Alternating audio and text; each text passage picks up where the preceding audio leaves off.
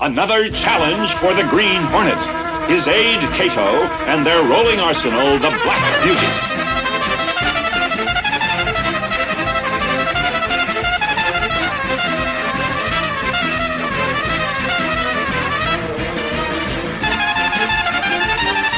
And now, to protect the rights and lives of decent citizens, rides the Green Hornet.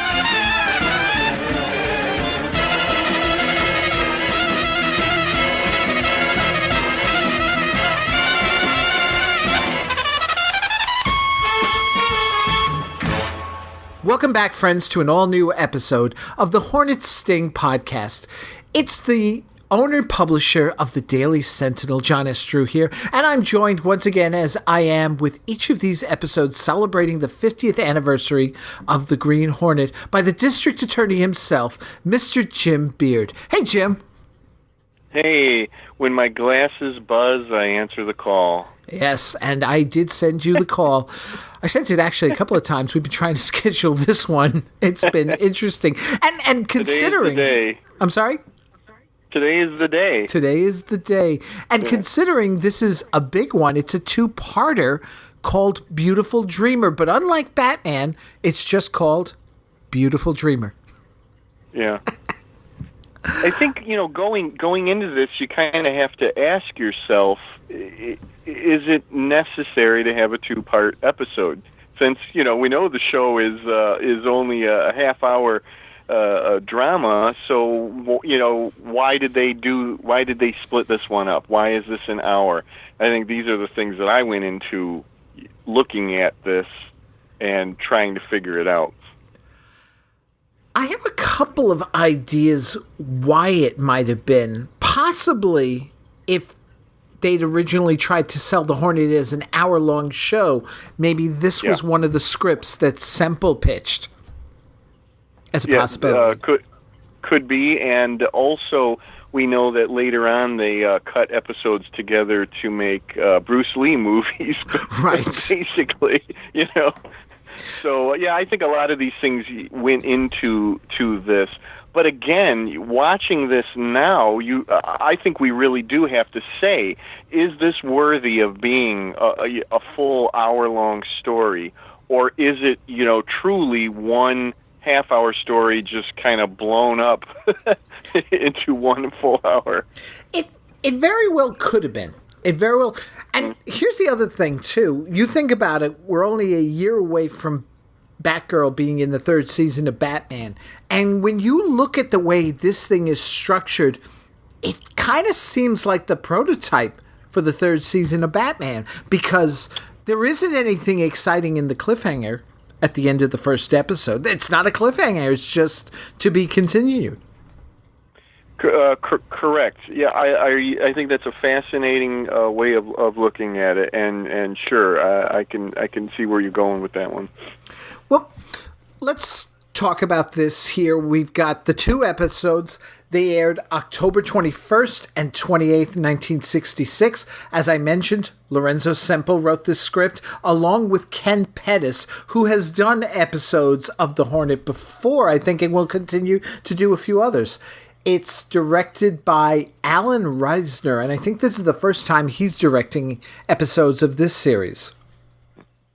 What I liked about this episode is that it actually begins in the middle of the action. Yeah. That's different so far that we've seen, and I really like that. That's a very pulp thing to do.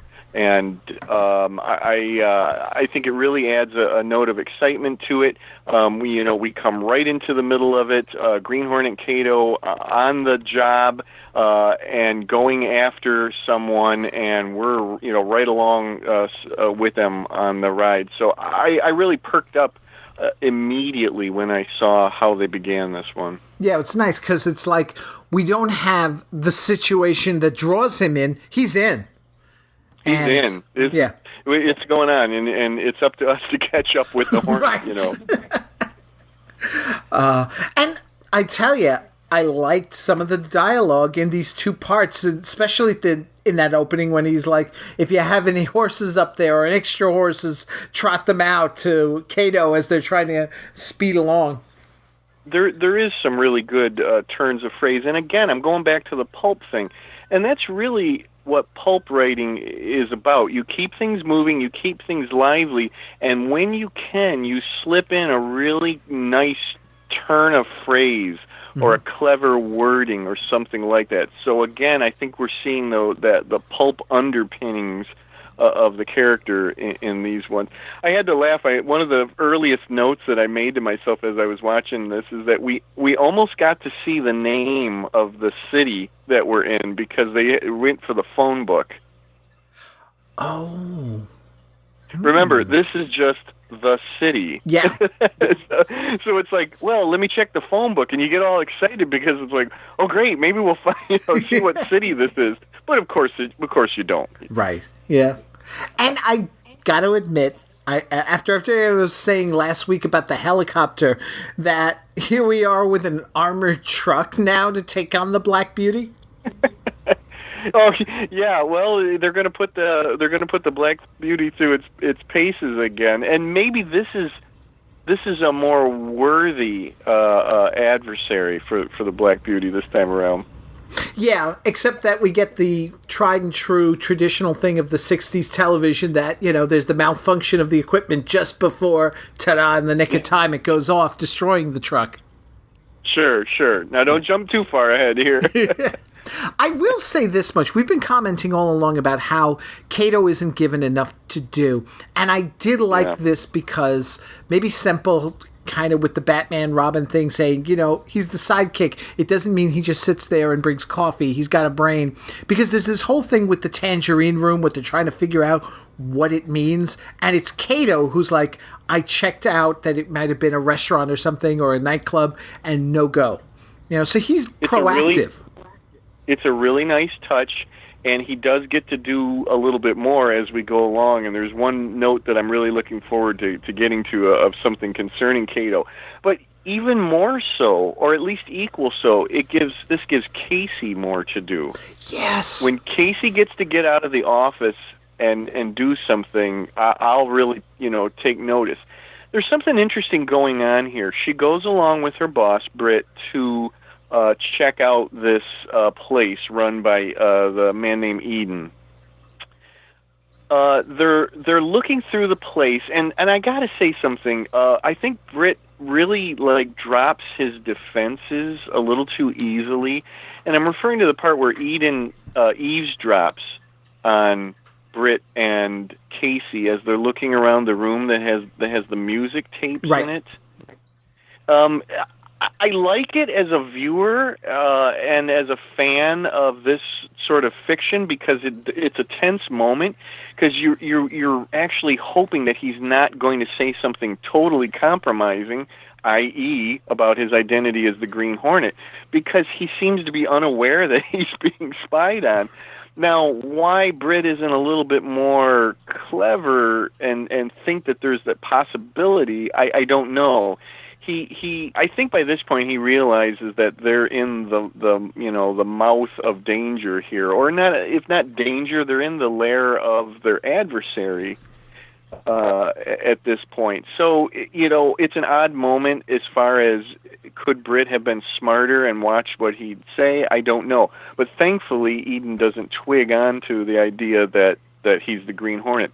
But what I find really interesting is when Britt suggests that Casey stay. Yes, I was going to say. Pardon me, or that she goes through the process. The process, and she doesn't want to do it. This is a really interesting moment between the two of them, and I think it really speaks kind of volumes to their relationship as boss and secretary or assistant or whatever her role is to the Green Hornet. Not just to Britt. She doesn't really want to do it. Britt insists that she do it, and then she does. I really want to know what's going on in Britt's mind at this point. He obviously trusts Casey. Mm-hmm. He obviously thinks that she's capable, and that he may also think that he's not putting her in danger, but I get the feeling that he might be aware that he might be putting her in danger by doing this. They know something's up. something's going on. They're not quite sure exactly what it is.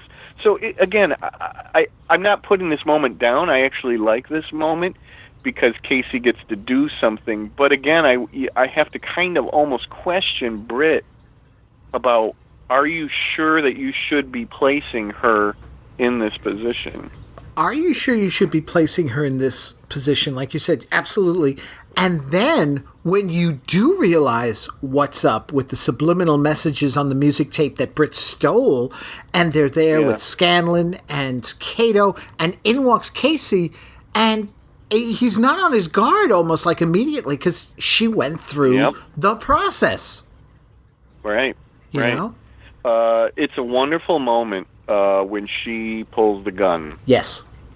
I wrote down the word effective and underlined it. It's a really, really effective scene, and you get this, thrill at that moment when she pulls the gun out, and I love it because Cato's not up on it immediately. He does take care of it, which I really love that too.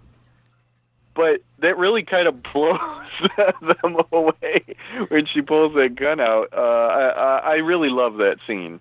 I do. And I'm glad that Casey is involved in that. And it's all of them. It's our core cast in a really tense scene that's really taken them all by surprise.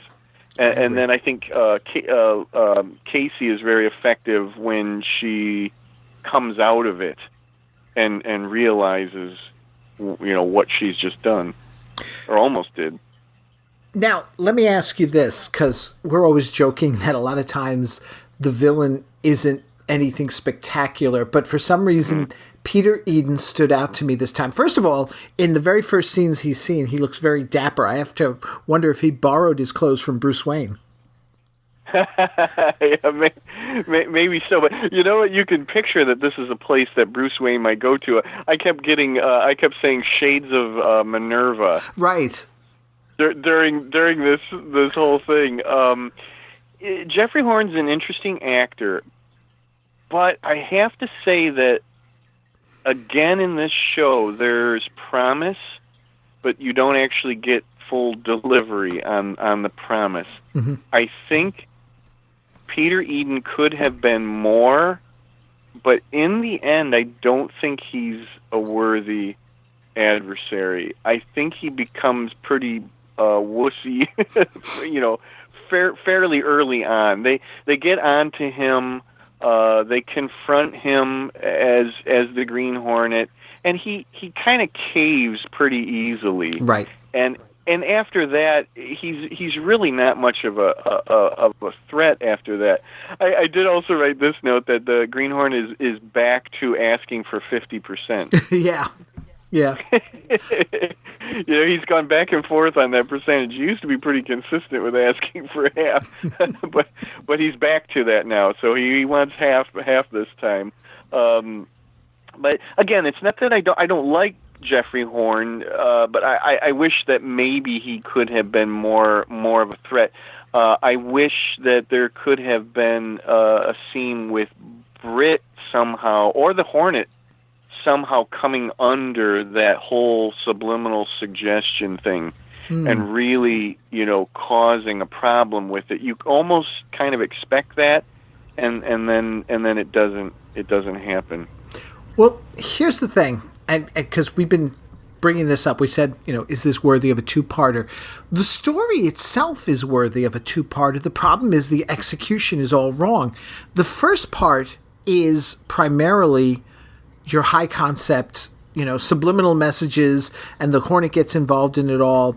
And frankly, it's the first part that's great. The second part, even with the exciting battle with the armored truck, is let down because suddenly it devolves into now the Hornet's going in for a piece of the action. It's back to being what we expect from a Hornet episode, instead of really taking that concept and running with it. That like you say, you could have had the Hornet under the influence, or God forbid, Cato. Exactly. The first part should have ended with Casey pulling the gun out. Right. Cut right there. gun comes out. We're looking right down the muzzle. Oh my gosh, close on Britt, wide-eyed, and Casey, cut. Yeah. What you have is the real threat is manifest at that moment. Then we come back. Cato, takes her out of commission, and then we go from there. And hopefully, that threat will escalate. It doesn't really escalate. It then becomes a fairly standard Green Hornet episode.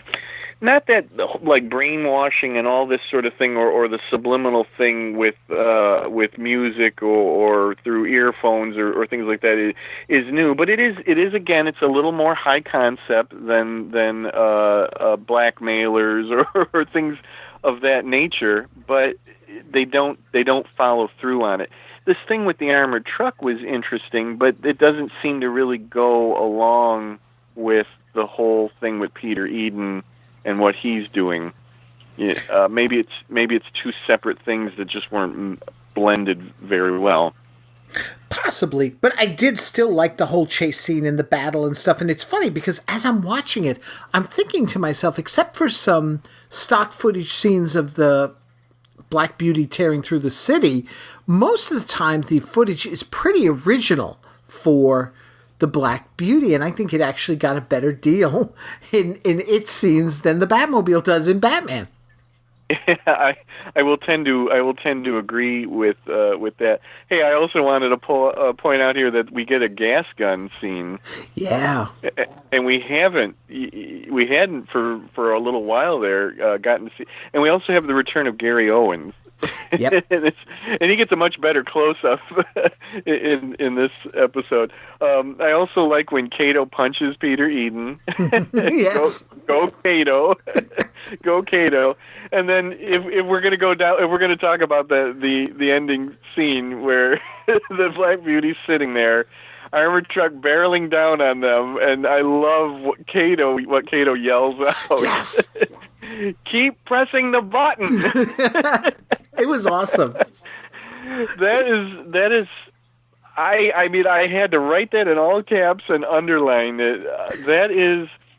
That's a great moment because it's not out of character for Cato necessarily, but he's finally broken out of his calm demeanor in everything. He's worried, and what I love about it is there's a little hint of almost insubordination. You know what I mean? Yep. At that moment, he's talking to Britt as an equal. You'd almost expect him to go, "Keep pressing the button, stupid." I'm almost surprised he doesn't call him just Britt or something in that scene. But again, I love it because we're told that the danger is real. Yeah. Cato finally hits a moment in this show where one quick karate chop or kick is not going to take care of what's going on. And he's frantic at this moment. Keep pushing the button. And then, of course, it works. Speaking of Cato, though, because in the first episode, there's a scene where the Hornet and Cato are, they were checking out the Tangerine Room themselves, and there were two guards or something that come in, and they've got them dead to rights with the gun and such. And I love it. If you look at Bruce Lee, he could just simply be poised and ready for action, and that would have been well enough. But, I guess maybe because he doesn't get that opportunity to speak a lot, although Semple did a better job with it here. But look at his eyes, look at his facial expression as he's casually scanning the two of them and objects in the room really quick to size up what could take out his opponent. Yeah, I know what you mean. I think a lot of people are here just to watch Bruce Lee, which is unfortunate because there are other nice things going on in this show. But I'm not going to fault people for that. But yeah, he knew what he was doing. He knew his personal space, his surrounding space intimately at all times. He puts forth so many interesting things with Cato. He's like a leopard. He's like a cat. And again, I'm going to go back to this. This is why I like it when the cool, calm demeanor breaks and snaps at that moment, and his outburst to Britt, I think really speaks volumes. Again, we're informing the audience that this is not going to get taken care of very easily with a karate chop. Yeah. Go ahead.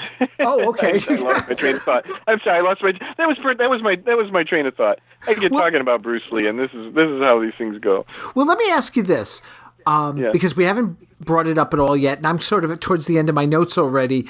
But this way, I can bring it up as a question before we get into my last note. Vanessa, we haven't brought her up at all. Yeah, I think that she really reminds me of the girl in the earlier episode, that the one that Britt takes to lunch, although he shouldn't. The lawyer. Yeah, this character Vanessa, I like the character, but she goes back and forth. I guess I'm assuming that what we were meant to believe is that the ditzy version is not how she really is, but her characterization tends to waver, in my opinion, in this. But it looks like Britt tends to know a lot of the same type of women. In this, same type of women. I love Casey's line at the very end. That's what I was getting to. I love that last 14-carat stinker. Yeah. Okay, but does that mean that she's jealous? Well, there could be a bit of a jealousy. Yeah. Yeah, we've talked about this before. I think it means that she's jealous. It very well could be. Another great level to Casey. Yeah. But it also plays in with the whole thing of the fact that he's not going through with his responsibilities by having lunch with the employees while he goes off and has lunch with Vanessa. Yeah. Yeah. And I will agree with her. He is being a stinker at that point. Honestly, I think if he's, does this thing and the employees expect it and he wants to keep happy employees, he should follow through on that. So he's being selfish. I mean, that's great. That's a wrinkle to the character. He's not made out of sterling gold. He's a 14-carat stinker at this moment. But again, I think that there's more going on with Casey than what it might appear to be on the surface. It's not just that he's a stinker because he's not going to have lunch or sit or talk to the employees, but because of what he is doing instead, running out with this woman. Right. As we're talking about this, I suddenly just got this wild idea. Like, it's a shame they never got to do it on the show, considering the extent of the set for the Daily Sentinel that they have, that they didn't do something where maybe the building was taken over and Britt has to sort of slip out and become the Green Hornet and try and save the day, and at the same time not make it look like the Green Hornet saves the day. We should write a Green Hornet episode. There you go. So have you got anything else that you wanted to talk about here? No, those were the highlights. Yeah. Overall, I wish it was more. I don't think it necessarily is worthy of being the first two-parter of this show. It probably could have been tightened up, and I know that we've complained about some of the episodes being only 30 minutes and maybe more could have been done.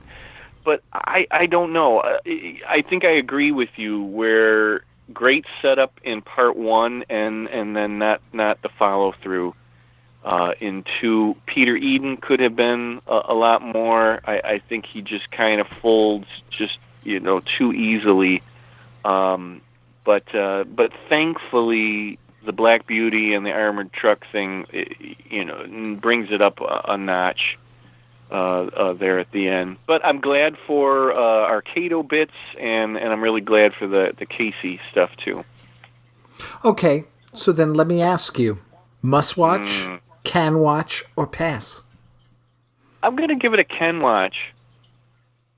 Okay. I'm definitely not down on it at all, but I'm not. I don't think I'm as excited about it as I should be. Hey, you know how I feel about Programmed for Death. That should have been a two-parter. Okay. Should have been way more with the Leopard, way more with the Diamond Consortium villain people. That should have been a two-parter. High concept. That could have really been something. This one, probably not. Okay, I'm going to actually say must watch.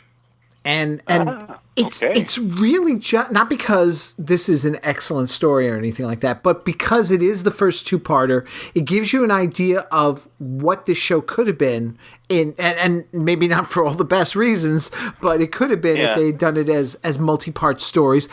It is Lorenzo Semple. There is some great dialogue in it, but yeah, I think it falls apart in the second part. You're right about Peter Eden. And even though there is this better battle actually with the armored truck, it doesn't save it overall. But I still say you have to see this first. Just if you're talking about watching selected episodes from the series, like we're kind of ultimately doing here, we're sort of putting together if you're going to watch it, these are the ones you must watch. These are the ones you can. I would go with watch it only on the historical notes that this episode, this story possesses. Yeah. I respect that. I personally could not stand behind it that much. Okay. Because to me, I would really, I would need to be way more excited about it to say must watch. But it's definitely a can watch. Right. Okay. Well, there you go, folks. Now there are two more two-parters coming up in the series. There's one, I think, actually in January, and then another one is actually the final two episodes of the show. With their own Joker's Flying Saucer episode. Nah, I don't know if it's that, but I'm looking forward to getting to that point. Yeah. Okay, so until next time, folks, stay tuned. We'll be back on November 11th when actually the next episode of The Hornet then aired in 1967. And the episode has the Green Hornet facing a group of criminals with a laser ray at their disposal in the appropriately titled The Ray is for Killing. Woohoo! Yeah. Boy, does that sound exciting. Well, it's another high concept. Yeah. When you think about it. So until then, folks, as we go out, we're going to play some audio that listener David Maska sent us of Van Williams being interviewed by Mike Douglas back in 1967 about the Green Hornet show. So stay tuned for that. Stay tuned for all the great programming we've got here on the Hornet Sting and the Batcave podcast as we wrap up the third season of our reviews there. So until next time, folks, thank you so much for listening. Once again, Jim, take care. Let's roll, Cato. I didn't get a chance to talk to the new Green Hornet, Van Williams, but Van...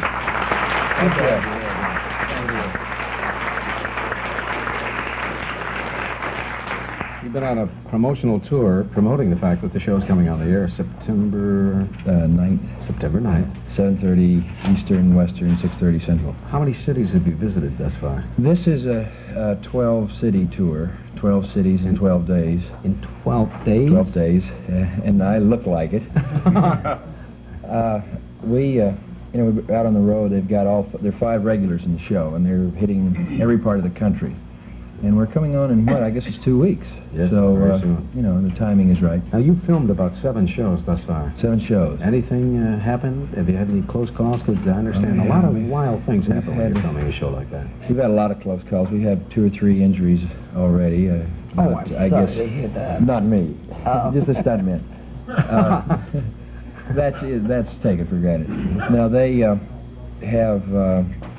We had one guy that was cut badly on the forehead with some barrels falling off. A guy who was swinging on a rope and it broke and went into some barrels and cut him pretty bad. Tony, would you keep your hands off of him, please? Please, He is just You're not supposed to touch the merchandise. adorable. Thank you, Dottie. You're cute. You I will told us watch we you couldn't all touch the the time. girls at the contest, right, It's Bert? only fair. I'm only Please, touching a hornet, Mike.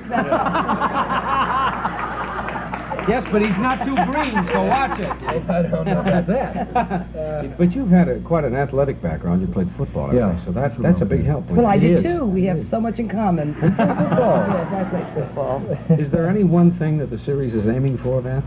Yeah, we Viewers. would like. Yeah, that's true.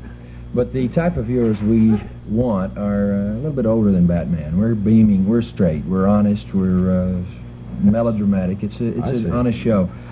We have the basis of it is about half action. It's I call it a metropolitan James Bond, which is what it is. With a mask. How straight can you be with a mask?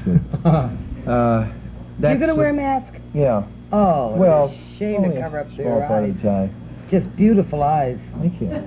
Don't touch You the have fellow, beautiful please. Okay. Would you put your hand on your own chair? I think he's nuts about me, if you want to know the truth. I wish you could have seen today. Can I tell them? In my dressing room before the show? Oh, no. Banging on my door, banging on my door. I had to let him out.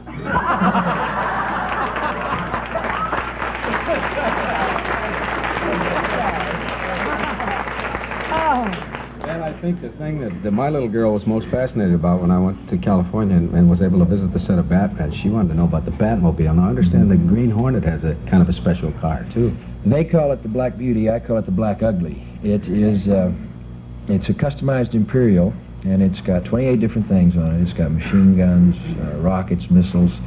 They're trying to outdo the Bond car, the DB5 they had in that show. And the trouble with this car is everything in it is practical. They built all the controls and everything into the front of the back seat on a panel that folds down. And I can fire the missiles and the rockets and the brooms that sweep up the tracks and the tacks it throws, the oil slick. Are you ever able to take it off the set and take it home with you? Yeah, well, they're built, not me. I wouldn't touch it. I can't drive. But they neglected to think that we might have to drive the car occasionally, and they moved the seat way forward, bolted it down, and they got about this much room between the front seat and the steering wheel. Can you make it? Can you get in Well, there? they have to have a midget, like I was saying, everything is practical. They're building two cars. One we will use. The I other one see. goes out on personal You brought appearances. some film along, didn't you? Yes. Can we show it, please? Roll it, will you, Arnie, please? The Green Hornet. That legendary nemesis of crime with his loyal companion Kato thrilled most of us as kids in one of radio's longest runs. Let's push this aside, Kato, and go through. I'm with you, boss.